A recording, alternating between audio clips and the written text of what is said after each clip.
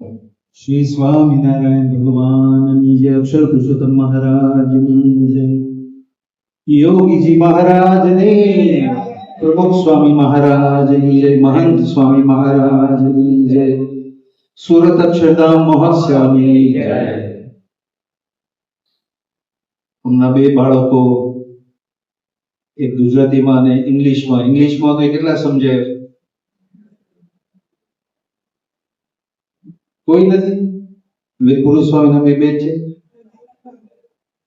કહેવાનું શું કે યોગી મહારાજ આજે હોત, યોગી મહારાજની હાજરીમાં કોઈ અંગ્રેજીમાં બોલે તો યોગી બાપા બહુ રાજી થતા, કઈ ખબર ના પડે. તમારી એમ બહુ રાજી થતા. યોગી ચરણ સ્વામીજી એ પ્રમુખ સ્વામીના સેવક હતા. એ જયારે નાની ઉંમરમાં સાધુ થયા, એમની પાસે વારે વારે ઉભા કરીને અંગ્રેજીમાં પ્રવચન કરાવતા. એક શબ્દ ખબર ન પડે. યોગી બાપા બોલે, આપણે વિડીયો જોઈ છે ઘણી વાર, બહુ રાજી થાય, આશીર્વાદ આપે, બહુ પ્રોત્સાહન આપતા હતા. એક બે પ્રસંગો આપણે જોઈ લઈએ કે જ્યાં યોગી બાપા વિચરણ કરતા, પારાયણો કરતા, તો ત્યાં ઘણા હરિભક્તો દૂર દૂરથી આવે દર્શન કરવા. તો રાજગોર કરીને ગોંડલના ગૃહપતિ હતા જૂના. હવે એ પણ એક ગામડામાં પારાયણ હતી એટલે ત્યાં સાંભળવા આવેલા. સાંભળી બીજા દિવસે એમને પાછું ટ્રેનમાં મુસાફરી કરીને ઘરે જવાનું હતું. હવે સવારના યોગી બાપા ઉઠીને જાતે પોતે સૂકી ભાજી અને પૂરી, તીખી પૂરી, મૂળી ભાવે નહીં હોતી સૂકી ભાજી સાથે, અને સવારના તૈયાર કરીને બે ભાથા તૈયાર કર્યા. હવે હતા તો એટલા જ, ગોર સાહેબ એટલા જ હતા.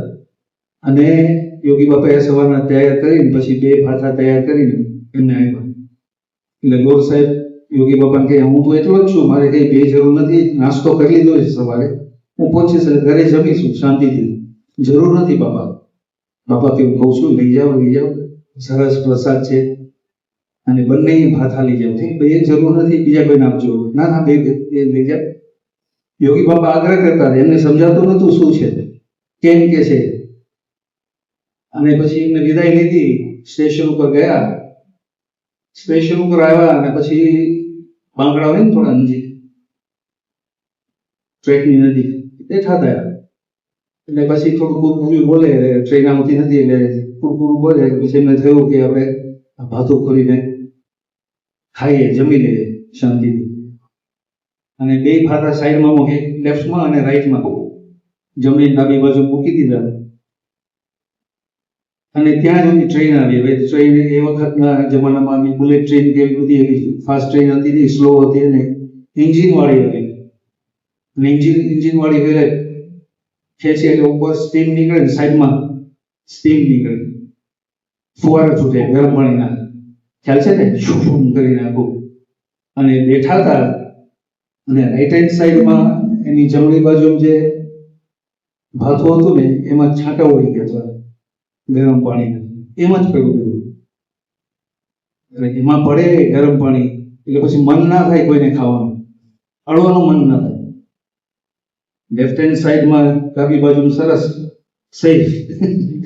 સેફ હતું. અને પછી એમને જોયું કે આ તો હવે ખાવા લાયક છે નહીં, ગરમ પાણી કરી દે. એને ખબર નથી કે યોગી બાપાને ખબર હતી કે શું થવાનું છે. યોગી બાપાને ખબર હતી, બે લઈ જાઓ, ના ના ના, બે લઈ જાઓ, ના ના ના, આવું થયું. તો એમને ક્યાં ખબર હતી? યોગી બાપાને ખબર હતી કે આવી પરિસ્થિતિ સર્જાશે. બધું દેખતા યોગી બાપા સામાન્ય લાગતા પણ બધું જોઈ શકતા હતા, ફ્યુચરનું બધું જોઈ શકે. એક વખત આફ્રિકામાં યોગી બાપા એક શહેર, મોટા શહેરથી બીજા શહેરમાં જાય, પસાર થાય, અને ટ્રાવેલિંગ બહુ થાય, મુસાફરી. અને ત્યાં આપણું જે અત્યારે ખોદેલું છે બધું બહુ સુપર ખોદેલું છે. એ બધું જબરજસ્ત. ખાડામાં પડવું પડે, લોભો પડે, વસ્તુ પડે, રસ્તો સારો થઈ એટલે પાછું ખોદે. ઓલા ટ્યુબલાઇટ થાય કે મારે વાયર રહી ગયા છે એટલે પાછું કરે, પછી ઓકે મારે પાઇપ રહી ગઈ છે. આ હારું અહીંયા જગ્યા રાખે. અહીં એટલે નહીં, આફ્રિકામાં એવું લીધું એ વખતે. અને યોગી બાપા ગાડીમાં બેઠા હતા અને માળા કરતા આગળ બેઠા ને માળા કરી પ્રાર્થના કરે, આંખ બંધ. અને ચંદુભાઈ એમની ગાડીમાં હતા. ચંદુભાઈ પોતે ડ્રાઇવિંગ કરતા હતા. 4 રસ્તા આવ્યા પછી લેફ્ટ ટર્ન થવાનું હતું અને ત્યાં લખેલું કે ડાયવર્ઝન. એટલે ખ્યાલ આવી ગયો ને ત્યાં તમે ટેવાઈ ગયા છો, ઇંગ્લિશ ના આવડતું તો બીજા ખાડામાં પડો. ડાયવર્ઝન લખેલું અને પછી એમને જોયું કે ડાયવર્ઝન તો લખે આગળ કામ થઈ ગયું છે, કેમ કે બ્રિજનું કામ થતું હતું એ જમાનામાં. બ્રિજનું કામ થાય એટલે બધું ત્યાં સાઇનેજ મારવી પડે. તો ડાયવર્ઝનની સાઈન મારી હતી કે આ તો પાટિયા મારે, આપણે ખસેડી દઈએ. એટલે ઉતરા નીચે ગાડી બંધ કરીને. એટલે યોગી બાપાએ ગાડી ઊભી રહી અને પછી બારણું ખોલ્યું. યોગી બાપા જોવા મળ્યા. કાકા ચંદુ કાકા આગળ ગયા, પેલા પાટિયા આગળ ગયા. યોગી બાપાએ બારી ખોલી કે ચંદુભાઈ શું કરો છો? એ કઈ ડાયવર્ઝન લખ્યું છે કે આપણે ફરીને જવું પડશે, અહીંયા નહીં જવાય કારણ કે કામ ચાલે છે. યોગી બાપા બરાબર છે, એ નિયમ પ્રમાણે આપણે આગળ ચલીએ, આગળ જઈએ તો ક્યાં પ્રશ્ન છે. એ કે ના બાપા યાર તો આફ્રિકામાં આવું જ રહેવાનું, આપણને અત્યારે એવું જ થાય છે ને ઇન્ડિયામાં તો આવું જ રહેવાનું. એમને એવું છે તું ચંદુભાઈને કે આવું જ રહેશે, પણ એ માયના નહીં યોગી બાપા. એટલે પછી પાટી ફેરી નહીં અને ગયા ગાડી ચલાવીને 2 કિલોમીટર જેવું આગળ વધ્યા અને જોયું તો ત્યાં બ્રિજનું કામ ચાલતું હતું. આગળ જવાય એવું નતું અને એક જ રસ્તો, એક જ ગાડી જાય. એટલે હલવાયા અને યોગી બાપા હસવા માંડ્યા. યોગી બાપા કે શું થયું ગુરુ? કે બાપા આગળ નહીં જવાય, આગળ જવાશે નહીં. તો યોગી બાપા કે બોર્ડ માર્યું હતું કે આ બોર્ડ માર્યું હતું પણ મને એમ કે આપણે નીકળી જવાશે, વાંધો નહીં આવે. જો વાંધો નહીં આવે ઇટ્સ અ ડિફરન્ટ થિંગ. અને બોર્ડ પણ ખોટા ઘણી ફેરે પડ્યા છે. બોર્ડ 3-3, 4-4 વર્ષ સુધી કહેવાય મારેલા જ હોય છે બધે, પણ કોઈ ઉપાડનારા નથી ગયો. પણ આગળ ગયા અને પછી યોગી બાપા કે લઈ લો પાછી. એટલે રિવર્સમાં 2 કિલોમીટર ગાડી પાછી લીધી. રિવર્સમાં ગાડી લઈને 2 કિલોમીટર પાછા લઈ અને પછી યોગી બાપા કે જો ગુરુ આપણે કેવું છે, અક્ષરામાં જઈએ જતા જતા જઈએ ને દરવાજે પહોંચીએ, પણ આપણે અભાવ અવગુણ આપણે કોઈના લઈએ ને તો પાછું આવવું પડે દિવસ. જો બોધ તો આપી દે સત્પુરુષ, એને ખબર છે બધું કે આપણે અભાવ અવગુણ લઈએ તો દિવસમાં આવવું અક્ષરધામની પાછા. દુલાભાઈ આકાર આ રવિવારે બહુ સરસ કથા થવાની છે, સંગીતમય. સોમપ્રકાશ સ્વામી આવવાના છે. દુલાભાઈ આકાર એ યોગી મહારાજના દર્શન, અમૃત મહોત્સવ હતો યોગી મહારાજનો. એ વખતે આવેલા ગોંડલમાં અને ભવ્ય સ્ટેજ હતું, અદ્ભુત સ્ટેજ. અને 1 લાખ માણસ, કેટલું 1 લાખ પીપલ, 1 લાખ માણસો ત્યાં આવેલા પધારેલા. અને સભા અદ્ભુત થઈ, બધું એમને દર્શન કર્યા, બહુ રાજી થયા. તો મહાકવિ મહારાજ અને એમને જોયું અને પછી બધા જમવા ગયા. એટલે એ જમવા ગયા, યોગી બાપા જમવા ગયા. રસોઈ હજુ બની નથી, સંતોની રસોઈ બની નથી. એટલે પછી યોગી મહારાજ જ્યાં યુવકો બધા છે ને શાકભાજી બધા કાપતા હતા, ખોલતા હતા, પાપડી ને બધું ખોલતા હતા. એટલે યોગી બાપા ત્યાં જ બેસી ગયા રસોડામાં. એ સેવા કરવા નીચે કઈ પાથરિયા વગર અને આનંદ કરતા જાય, વાતો કરતા જાય, યુવકોને આનંદ આવે. દુલાભાઈ આકાર જમ્યા પછી એમને થયું કે પ્રમુખ સ્વામીને મળી જાય. પ્રમુખ સ્વામી, બહુ નાની ઉંમર હતી પ્રમુખ સ્વામી. પ્રમુખ સ્વામીને કહ્યું કે બસ હું રજા લઉં છું, જઉં છું.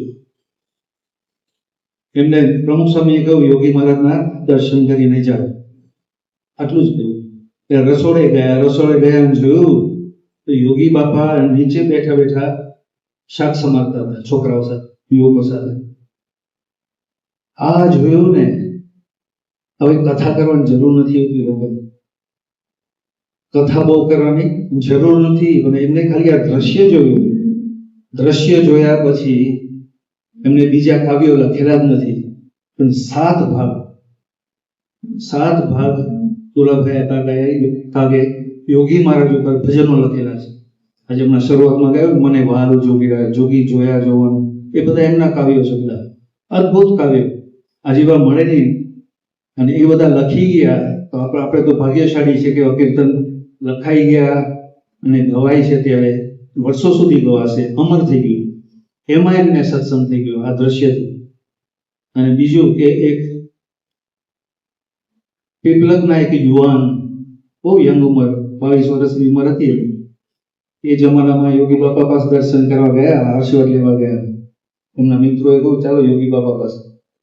એટલે ત્યાં ગયા અને યોગી બાપા બેઠા હતા સિંહાસન પર, એ બધા આશીર્વાદ લેતા હતા. એમનો ટર્ન આવી ગયો, પસાર થતા હતા એટલે સિગરેટનું પેકેટ જોયું ત્યાં. એટલે યોગી બાપા કે બીડી પીવો છો? કે હું બીડી પીવો છો? કેટલી પીવો છે? કે 100. આશ્ચર્ય થાય ને, કેટલી ફૂંકવાની મિલના ગુમાડા કાઢો. 100 બીડીઓ પીવું છું. તો યોગી બાપાએ કે ઓહો ગુરુ છોડાય? કે ના ના ના છોડે, અમને તો કેફ આવે એમાં. તો યોગી બાપા કે ડુંગળી વ્યસન? કે હા ખાયા છે, એ નહીં મુકાય. યોગી બાપા કે કેમ? કે ડુંગળીના ભજીયાથી સવાર મારી શરૂ થાય અને સાંજે લસણની કઢીથી પૂર્ણ થાય મારો દિવસ. અમને કેફ ચડે, કેફ ચડે. યોગી બાપાને કેફ ચડી ગયો.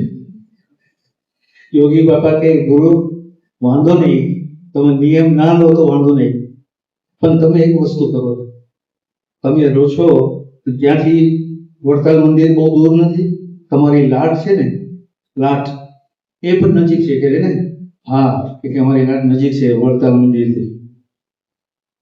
તો યોગી બાપા કે એમ કરો, એક નિયમ લો. એક નિયમ, બીજું બધું જવા દો. આ નિયમ લો તમે કે રોજ તમે વડતાલ મંદિરે ભગવાનના દર્શન કરવા, મહારાજના દર્શન કરવા જશો.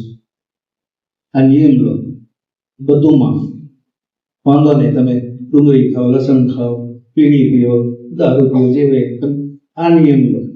એટલે આ તો સારું, કારણ કે એમને કીધું તમે એવો નિયમ તમે આપો કે જે મારે પાડવાનો ના હોય. આ એક નિયમ આવી ગયો. એમને નિયમ લીધો, સારધાર પાડીને રોજ દર્શન કરવા જાય, ઠાકોરજીના દર્શન કરે, પરિક્રમા કરે. વર્ષો વીતી ગયા. યોગી બાપા ધામમાં ગયા, પ્રમુખ સ્વામી ગુરુ તરીકે આવ્યા. હમણાં થોડા વર્ષો પહેલા જયારે નડિયાદનું મંદિર થયું, એની જમીન આપનારા આ પીપલગના જે યુવક, નામ ભૂલી ગયું છે,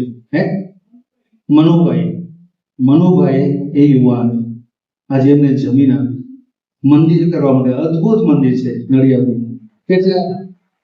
કેટલા જણા ગયા છો દર્શન કરવા? મોસ્ટલી. જે ના ગયા તો જજો, તમને ખ્યાલ આવે. પણ આ યોગી મહારાજ બીજો નિયમ નહીં, બીજું કઈ આપવાનું નતું. એમને ખબર હતી ફ્યુચરમાં નિયમ લેશે, એની મેતે જમીન આપશે, મંદિર અદભુત થશે. એ કોને ખબર હતી? યોગી મહારાજને, પ્રમુખ સ્વામિનારાયણ મહાન સ્વામીને ખબર. તો આજના દિવસે પ્રાર્થના કરીએ. આ બધા તો પ્રસંગો આપણે સાંભળીએ, તો એમાંથી નાની મોટી પ્રેરણા લઈએ. છોકરાઓ જે પ્રવચન કરે એમાંથી પ્રેરણા લે. યુવાનો થોડા તૈયાર થાય ને આવો પ્રવચન કરો, વડીલોમાં થોડું કરો. ભલે જે પ્રોગ્રામ હોય, ક્યાં ગયા, જે પ્રોગ્રામ હોય એ ગોમતી ગઈ, પણ જે હોય એને આવીને કઈ ઇન્વોલ્વ કરો બધા, તો તમારી જે સભા છે ઇન્ટરેસ્ટિંગ થશે. સોંપો. અને તમારે ના નહીં કહેવાનું. બુકફેર કહીને કે તમને પ્રવચન આવડે છે, હા આવડતું કરો ને. આ છોકરાઓ કરે, યુવકો કરો. પ્રાર્થના કરી. યોગી બાપાએ આ સત્સંગ શરૂ કરેલો. સત્સંગ શરૂ જ હતો, પણ આપણી જે સભા છે, રવિ સભા છે, મંડળો છે, બધું એમને સ્થાપના કરેલી. તો આજના દિવસે યોગી બાપાને પ્રાર્થના કરીએ, એમને જેવા આપણને તૈયાર કરવા છે આખી દુનિયામાં સત્સંગમાં, એ રીતે તૈયાર થઈએ, એ જ પ્રાર્થના છે.